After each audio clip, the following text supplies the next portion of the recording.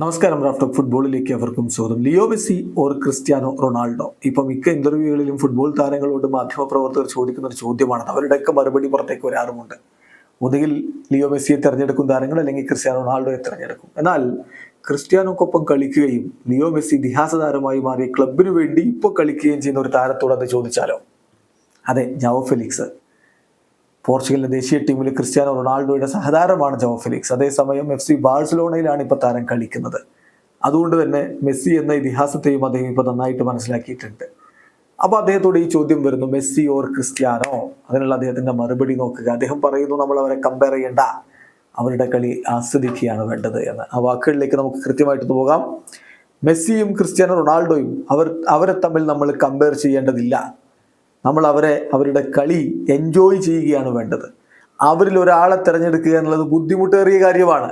രണ്ടുപേരും ഫുട്ബോൾ ലോകത്ത് ഒരുപാട് മികച്ച കാര്യങ്ങൾ ചെയ്തിട്ടുണ്ട്. ഇനി റിപ്പീറ്റ് ചെയ്യപ്പെടാൻ പറ്റാത്ത തരത്തിലുള്ള മികച്ച പ്രകടനങ്ങൾ രണ്ടുപേരും നടത്തിയിട്ടുണ്ട് എന്നാണ് ജാവോ ഫെലിക്സിന്റെ വാക്കുകൾ. ചുരുക്കത്തിൽ ഇതിൽ രണ്ടിൽ ഒരാളെ തിരഞ്ഞെടുക്കുക എന്നുള്ളത് ബുദ്ധിമുട്ടാണ് എന്ന് അദ്ദേഹം പറയുന്നു. നമ്മൾ ചെയ്യേണ്ടത് അവരെ കമ്പയർ ചെയ്യുകയല്ല, മറിച്ച് അവരുടെ കളി ആസ്വദിക്കുക എന്നതാണെന്ന്. പ്രത്യേകിച്ച് രണ്ടുപേരും ഇപ്പോൾ നമുക്കറിയാമല്ലോ, കരിയറിന്റെ അവസാന ഘട്ടത്തിലാണ്.